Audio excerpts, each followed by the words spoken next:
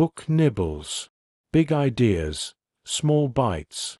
Paulo Coelho's The Alchemist is a deceptively simple novel with the soul of a fable, weaving together mysticism, adventure, and philosophy into a narrative that has touched millions of readers worldwide. It follows the journey of Santiago, a young shepherd boy from Andalusia in Spain, who dreams of treasure and ends up chasing far more than gold. He seeks meaning, truth, and his own destiny. The story is at once an adventure and a parable about following one's personal legend, a term Coelho uses to describe a person's unique purpose in life. The tale unfolds in a way that feels both timeless and deeply personal, reminding readers of their own dreams and the obstacles, detours, and signs that come along the path. The novel begins with Santiago, who has chosen a shepherd's life because it allows him to travel freely and see the world. Unlike many in his village, who value permanence and routine, Santiago finds joy in the wandering life of tending his flock and sleeping under the stars. But he also harbors a recurring dream that unsettles him. Each time, he finds himself near the Egyptian pyramids, where a child tells him that treasure awaits. Though the dream is mysterious, it feels important enough that Santiago seeks guidance. He visits a fortune-teller, a gypsy woman who interprets his dream quite literally, telling him that indeed, a treasure lies near the pyramids of Egypt. The woman does not sugarcoat the difficulty of pursuing such a vision, but she insists that the boy must go. Santiago is skeptical, yet the seed of possibility is planted. Soon after, Santiago encounters a man who calls himself Melchizedek, the king of Salem. This stranger is unlike anyone Santiago has ever met. He seems to know details about Santiago's life that he could not possibly guess, and he speaks with a kind of authority that carries wisdom. Melchizedek introduces Santiago to the concept of the personal legend, explaining that each person has a path or destiny meant for them, though many abandon it out of fear or distraction. He tells Santiago that when one is on the path to fulfilling their personal legend, the entire universe conspires to help them. But he also warns that the journey will not be easy, for obstacles will arise to test one's courage and faith. The king gives Santiago 2 stones, Urim and Thummim, one black and one white, to help him read omens when he is unsure. These stones symbolize the guidance one can find in the world if only they pay attention. The meeting is brief, but it changes Santiago's life. He sells his sheep, gathers the money, and decides to follow his dream to Egypt. Santiago's journey begins with both excitement and hardship. In Tangier, his first stop in Africa, he quickly learns that the world is not always kind to dreamers. He is robbed of all his money by a seemingly friendly stranger who offers to help him reach the pyramids. Alone in a foreign land where he does not even speak the language, Santiago feels defeated and foolish. He considers giving up and returning to Spain, but he remembers the words of Melchizedek. The path of the personal legend is marked by challenges that test one's resolve.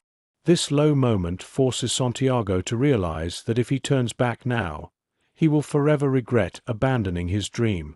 Instead, he looks for work and finds employment with a crystal merchant. The crystal merchant becomes an important figure in Santiago's development. Though kind in his own way, the merchant is a man who has long since abandoned his personal legend. He once dreamed of making a pilgrimage to Mecca, but he has resigned himself to the comforts and routines of his shop, fearing the disruption that change would bring.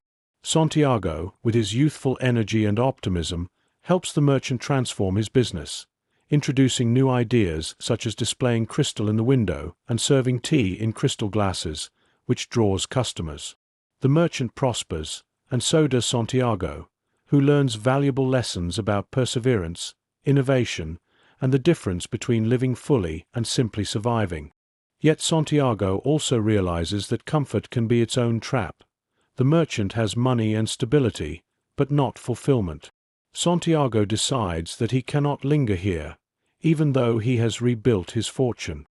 He must continue toward Egypt. From Tangier, Santiago joins a caravan crossing the desert. The desert is both a physical challenge and a symbolic landscape. Harsh, vast, and filled with silence, it forces one to confront both danger and inner truths.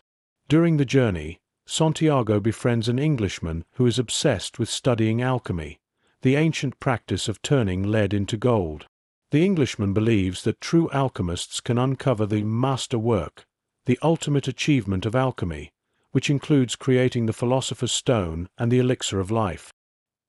He carries heavy books and is constantly buried in reading, seeking wisdom through words and theories. Santiago, in contrast, begins to notice the language of the desert itself, the omens in the flight of hawks, the silence of the sand, the sense that the world speaks in symbols if one only learns to read them.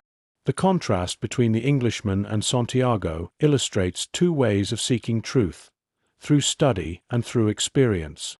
Both are valid, but Santiago begins to understand that wisdom requires engagement with the world, not just books.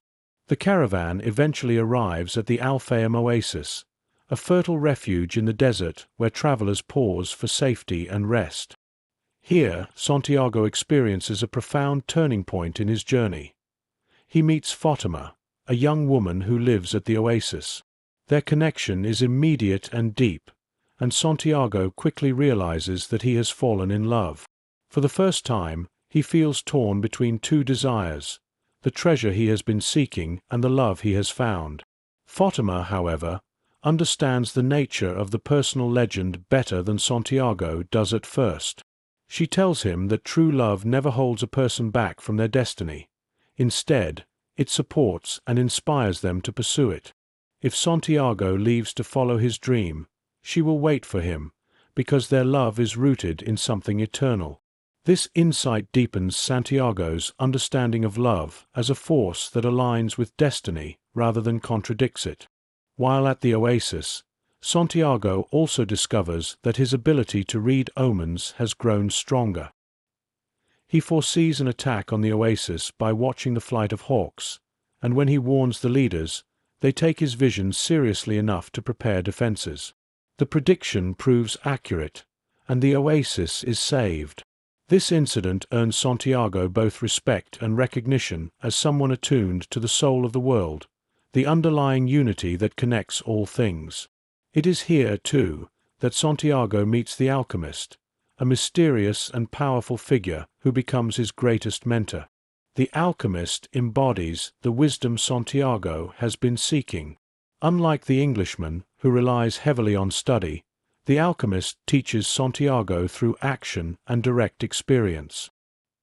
He explains that the process of alchemy is not just about turning metals into gold, but about spiritual purification and transformation.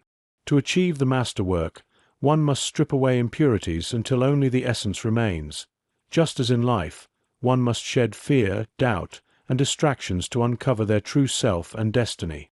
The alchemist challenges Santiago to embrace risk, for only by risking everything can one truly discover the treasure meant for them.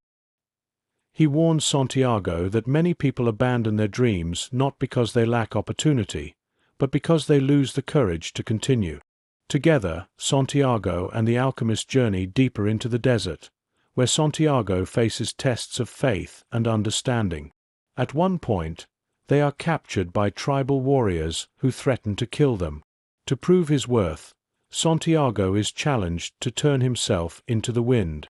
Terrified, he turns inward and begins to converse with the desert, the wind, and the sun, asking for their help. Through this mystical dialogue, he realizes that all things are connected through the soul of the world, and by tapping into that unity, he can achieve the impossible. Santiago does not literally become the wind, but he demonstrates such profound harmony with the forces of nature that the warriors are convinced of his power and release him. This moment is a powerful symbol of transformation. Santiago learns that when one aligns with the universal spirit, even the most impossible tasks can be accomplished. Eventually, Santiago and the alchemist part ways near the pyramids. The alchemist reminds him that he has already learned the essential truths, to follow his heart, to read the language of the world, and to trust in the journey. With renewed hope, Santiago reaches the pyramids at last. He begins to dig for treasure, exhausted yet filled with anticipation. But fate delivers one more trial. He is beaten and robbed by bandits. When Santiago tells them about his dream of treasure at the pyramids, one of the thieves laughs and reveals that he too once had a recurring dream of treasure buried in Spain, beneath the roots of a sycamore tree in an abandoned church. The bandit dismisses the dream as foolish nonsense, but Santiago realizes with astonishment that this is exactly where his journey began. The treasure Santiago sought was never in Egypt, but back in his homeland, at the very place where he first had his dream. He returns to Spain, retraces his steps to the old church, and there, beneath the sycamore tree, he discovers a chest filled with gold and jewels. The long journey has come full circle, but its meaning is clear. The treasure was real, yet the greater gift was the wisdom, love, and transformation Santiago gained along the way.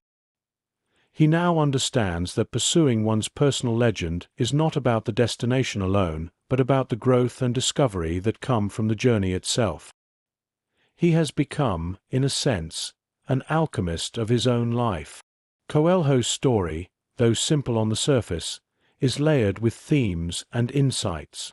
The idea of the personal legend serves as both a call to action and a meditation on courage. Santiago's trials remind readers that pursuing dreams requires sacrifice, resilience, and faith. The book emphasizes the importance of listening to one's heart and recognizing the interconnectedness of all things, captured in the concept of the soul of the world.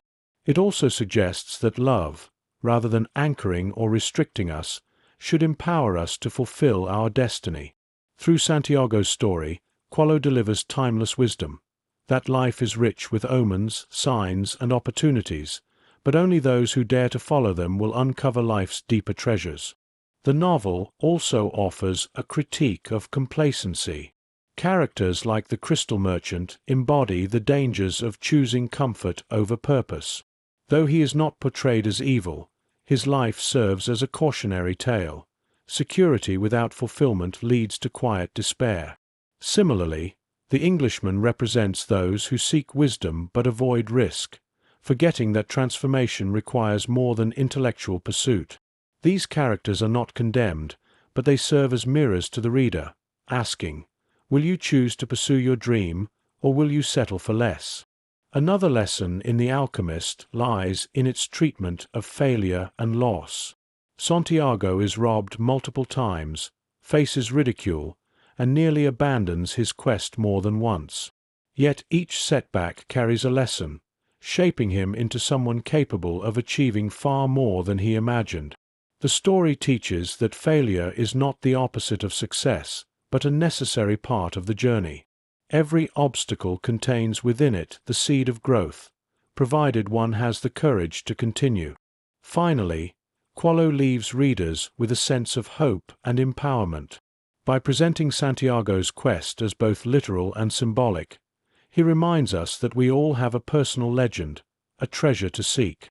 It may not involve pyramids or gold, but it calls us toward authenticity, courage, and joy.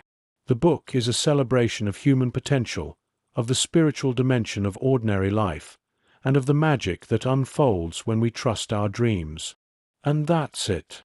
Paulo Coelho's The Alchemist. Thanks for listening to Book Nibbles. If you enjoyed this bite-sized book, don't forget to subscribe for more quick, insightful summaries. See you in the next nibble.